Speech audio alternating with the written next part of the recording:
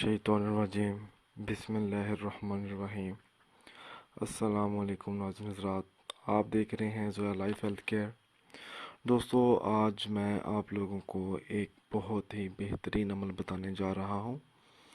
बेपरवाह महबूब के दिल में मोहब्बत पैदा करने का वजीफ़ा। दोस्तों, इस अमल की इजाज़त आम है। अमल बताने से पहले मेरी आप लोगों से गुजारिश है।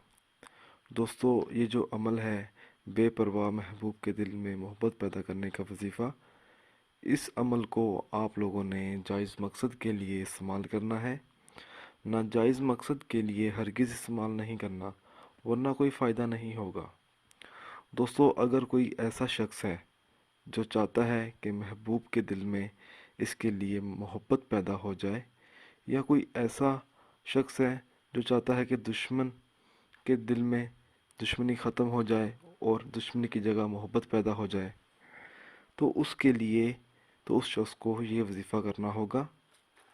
अमल इस तरह शुरू करना है, जिस शख्स के दिल में आपने मोहब्बत पैदा करनी है, सुबह के वक़्त 11 दिन तक उस शख्स के मकान की तरफ मुंह करके 73 मरतबा तब्बत यादा और सूरत करीमा पढ़ें और उस शख्स का तसव्वुर करें, उसके सीने पर दम करें।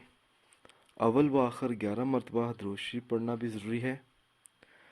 कैसा भी बेपरवाह महबूब क्यों ना हो, उसके दिल में शदीद मोहब्बत पैदा हो जाएगी। दोस्तों, आपने ये अमल जब शुरू करना है तो सच्चे दिल से शुरू करना है।